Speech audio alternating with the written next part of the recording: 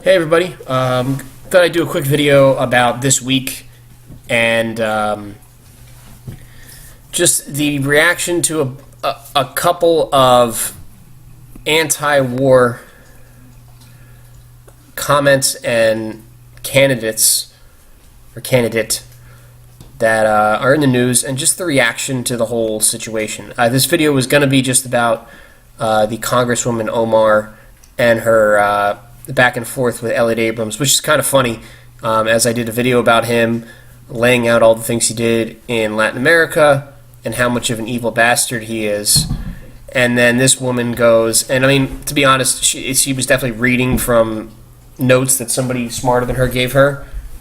But what I find interesting about it is that he just his response is, and if you haven't seen the video, check it out on YouTube. But his response is just like, hey,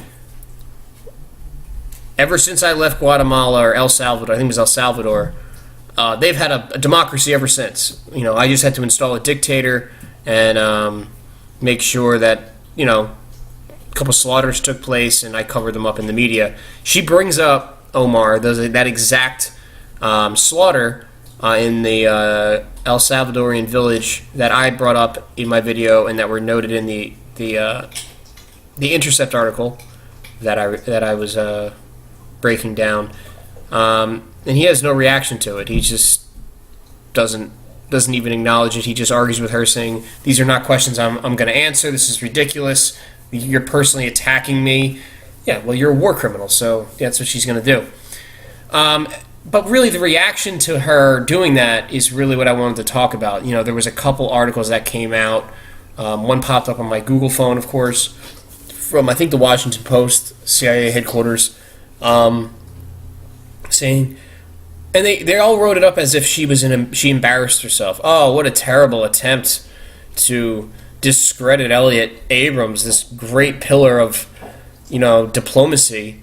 When, if you watch the video, unless you're just completely against her for her headdress and her religion, or you don't like progressives, which, you know, I'm not for her domestic policy, just like I'm not for Cortez's domestic policy or Tulsi Gabbard's. But when they hammer the establishment on war, I'm going to applaud it. Or money in politics, I'm going to applaud it. So the reaction, of course, is everybody, oh, she's just a crazy woman. She's it was embarrassing. It really was. The most embarrassing person that reacted to it, and I listened to this on Part of the Problem with Dave Smith, was Ben Shapiro. Holy crap, Ben Shapiro. I mean, he sounds, when he talks about, when anybody touches AIPAC, Israel, the Federal Reserve, he just becomes a 100% social justice warrior. Everything he pretends to hate, or maybe he does hate, he becomes. You know, if you bring up the Federal Reserve and want to debate it with him, he goes, "Ah, you must be an anti-Semite." Like, that's the entire argument he has. He doesn't want to debate monetary policy. You just, anti-Semites, you're dog-whistling anti-Semites by mentioning the Federal Reserve. Just like you're dog-whistling anti-Semites if you bring up AIPAC. I mean, she mentioned that people support it. Ben Shapiro literally said in his video that this idea that politicians change their views based off who pays them off is ridiculous. That's what Ben Shapiro said. Hero of the right. You know, smacker down of 18-year-olds, or whatever the hell he does. Like, how dumb does he think his audience is? You know? He made a point in his video that, oh, well, AIPAC gives less to politicians than the beer lobby. But, of course, the beer lobby isn't lobbying for American troops fighting wars for them, or supporting policies that the rest of the world find abhorrent and state that in the UN. Mentioning that, talking about the settlements, the Israeli settlements, illegal under international law. But, you know, me saying that I was around Ben Shapiro, you know, almighty Ben Shapiro, I'm an anti-Semite. So, you know, this is the establishment just falling in line where, and this is where the nationalism comes into play. I just have no, it just tires me that these people are Well, she might, like, I got a comment on my Tulsi Gabbard video about how she's supported by the Hindu government of India, the extreme religious Hindu government of India, and the Hindu government of India is allies with Russia. They're also allies with us, idiot. Even if it's 100% true, and she's really, some Manchurian candidate trying to get in there and change American policy to be more towards what the Indian government wants. I don't care. Is there less war going on? Then I'm for it. Just like if Putin really did put Trump in power, and Trump's plan was to de-escalate tensions with Russia, okay, it's fine, whatever. And people call me, oh, what are you, not an American? What does that even mean? The United States government started the issues in Syria. They started the issues in Iraq. They supported the Pakistani government while they supported the Indian government and play both sides there. The United States government is the imperial power of the world. So anybody who points that out is going to get my support, even if it's 3 progressive women who I don't agree with on policy at all. Let's not overstep and overlook what has actually happened this week. Russian collusion is done. They've come out and said, no Russian collusion, no direct evidence, which, of course, anybody that knew that, anybody going back to 2016 who knew anything about geopolitical agendas knew that this was all just because Trump during the campaign stated he was not going to escalate tensions with Russia. He wasn't going to escalate tensions in Syria. He wasn't going to escalate tensions in Ukraine. He's done so in some cases, but he's changing the narrative, which is exactly what I made the Tulsi Gabbard video about, which her being in the limelight and, the idea that I threw out there, that we all support her in the Democratic primary, I'm not saying I want her for president, changes the narrative. Now we're talking about peace. We're not talking about who can bomb more countries. And the reaction to her should be enough for people to understand that I'm on the right track. You have all the worst people in the world, especially in the American media, and the American establishment against her and against this Oman woman. Ben Shapiro says, she hates Jews. Has she ever said anything about how she hates Jews? No. She tweeted something. She retweeted a tweet that she unretweeted. This is the deep political discussions that Ben Shapiro wants to have with you, where, she said a tweet. She clicked on a tweet on her laptop, and that means that she hates Jews because I'm in her head. All right, Ben, whatever, dude. You support war and you're losing followers because of that. You hate Trump because he doesn't want to escalate in Syria and do everything Israel wants to say. Like, your own fans aren't for that. Now, speaking of the war, what's funny is as the geopolitical agendas shift, as do the wars that the establishment supports change. So now the Democratic-held House voted to end the war in Yemen, and that's going to go to the Senate, and it's supposed to pass. So then Trump's going to have to decide if he wants to make his first veto and veto this bill to end the war in Yemen. Why? Because Trump has deals with the Saudis, and he wants to expand relationships with the Saudis, and the establishment doesn't like the people in Saudi Arabia that Trump is working with. They'd rather have their old, and I've done videos about this, they'd rather have the old guard in Saudi Arabia in power, the old guard being the people who funded 9/11 and support terrorism throughout the Middle East. So that's your representatives for you. So now they're going to be against the war in Yemen. Now, of course, as I mentioned, am I supporting this effort? Of course. And if Trump vetoes it, will I be against it? Of course. But at the same time, I'm against them pushing for expanding the war in Syria, expanding the war in Iran, expanding the war, expanding the war, expanding the war, and pushing back against people that are pointing out the evils of American imperialism. This is where nationalism kicks in, and this is where the part where I get started to be called a lefty. I'm a leftist and a progressive with my evil intentions and my anti-American views because I'm against support for death squads in Latin America, and I'm against overthrowing governments, regardless of what I think about the governments. So this is the information war that we're talking about on this channel. You have these people come out and you're going to have people come at you from all sides and go, like for Tulsi Gabbard. Now I have to deal with, she's an Indian agent. None of this matters to me. Like when Ron Paul was running, he's a white supremacist. Look at the newsletter from 14 years ago, and we triangulized it, whatever. No, he's not. But he's just not. Dennis Kucinich, he must have been a Russian agent too, right? No, we're against war, and your reaction to us being against the war and pushing anybody who's pushing the anti-war narrative, I know it confuses all you people that I'm not just supporting right-wingers or I'm not supporting left-wingers, and I don't support right-wing wars while I support anybody pushing it because I'm trying to change the narrative. I would love the right and the left to be Ron Paul and Dennis Kucinich. That's what I want the right and the left to be. I want the imperials out, the authoritarian internationalists gone on both sides. So that's why, yes, I will quote an Intercept article. I will congratulate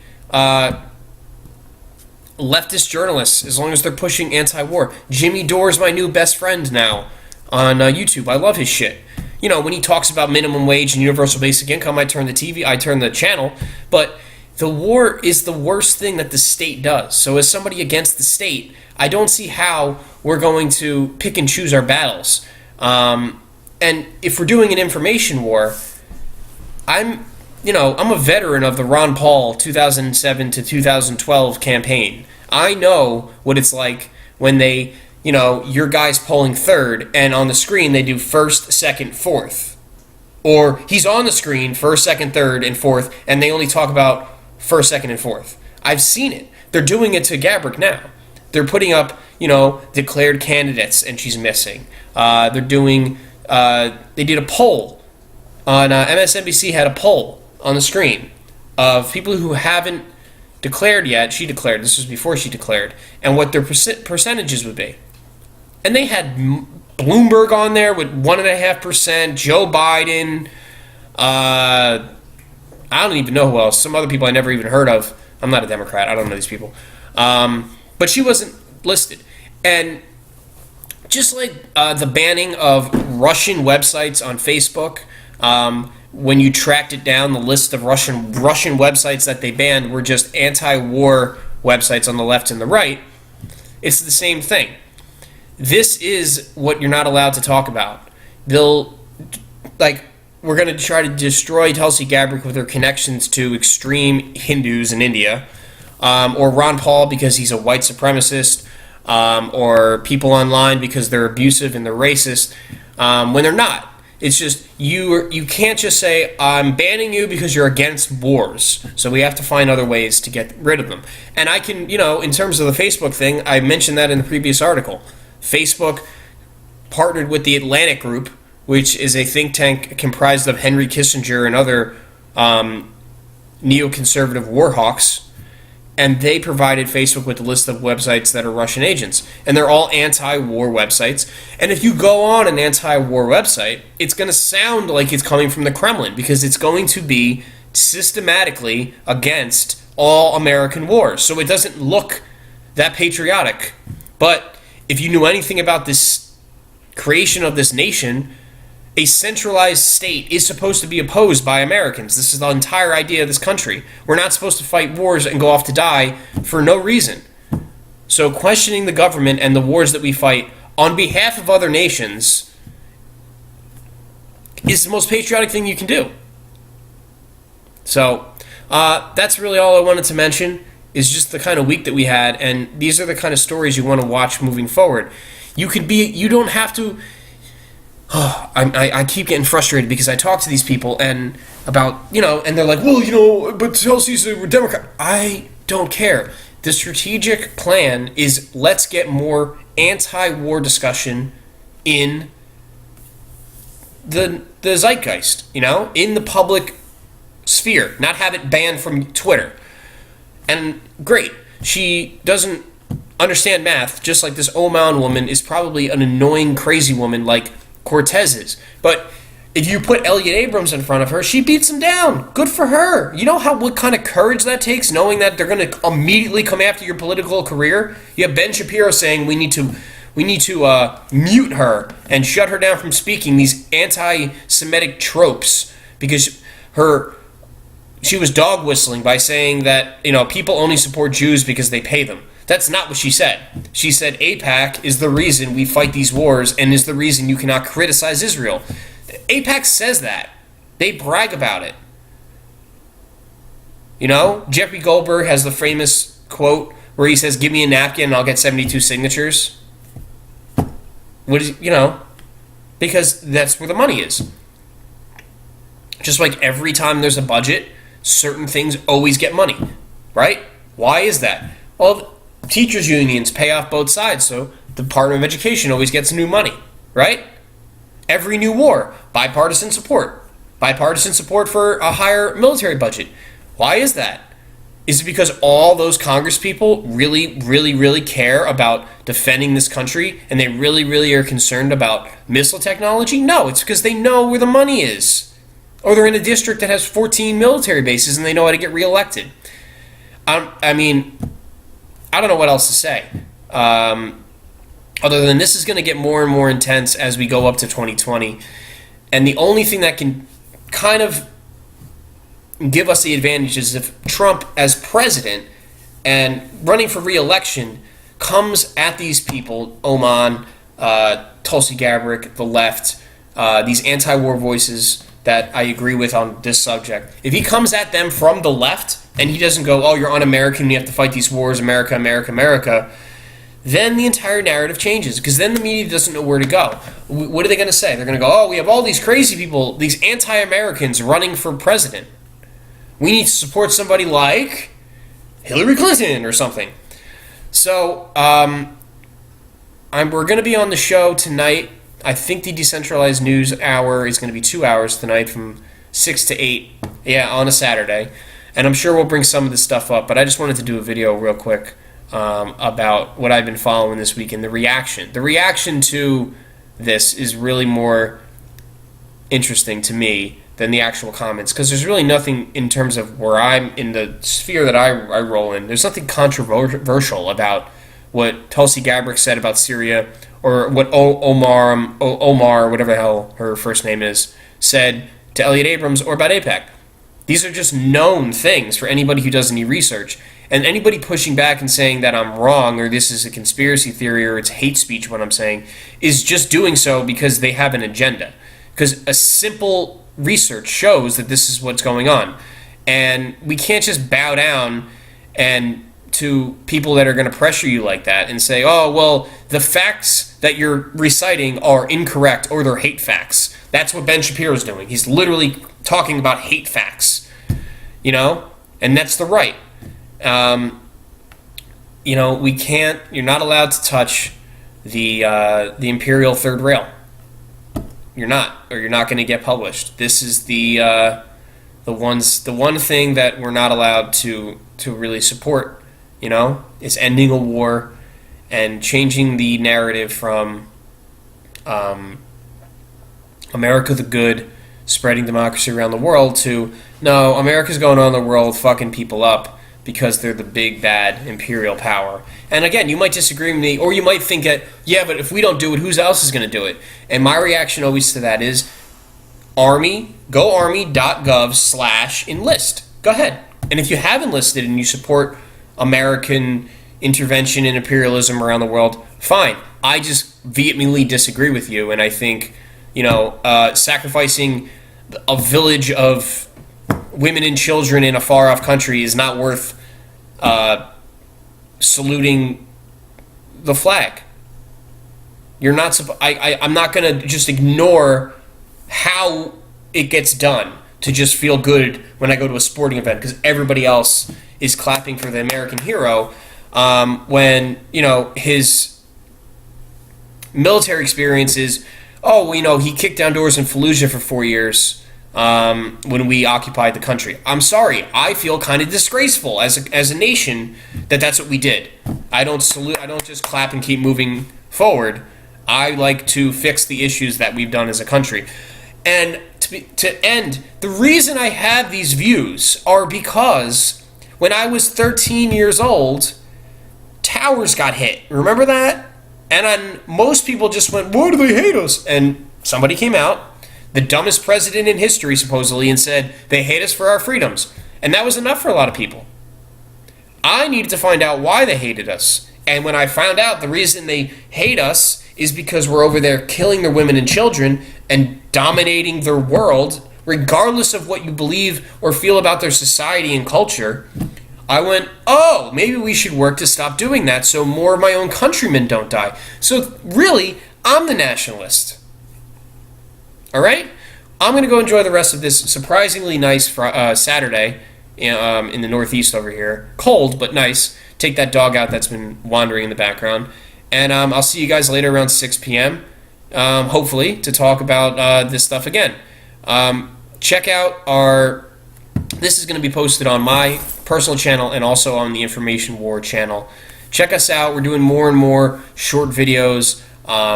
Me, Truth Force, Greg Patrick, we're doing different topics that are in the news to kind of give you guys some updates and give you a perspective that is a little outside the mainstream because you're not going to get the news from Anderson Cooper. So I hope you guys check out our videos moving forward. We also have our website, decentralizednews.net, I believe. I always get that wrong. But check us out on Steemit. But I would follow our YouTube because we are expanding it and have been posting more and more videos, and we're getting a little better at this. Hopefully soon I will be able to share my screen with you guys when I do these videos, especially when I'm talking about wars in countries that you might not know where they are, no offense. I can bring the maps up, I can bring up articles, I can show you guys photos of who I'm talking about, the here, the why, and it's not just me rambling. So again, enjoy the rest of your Saturday. I'm going to. Until next time, see you guys later.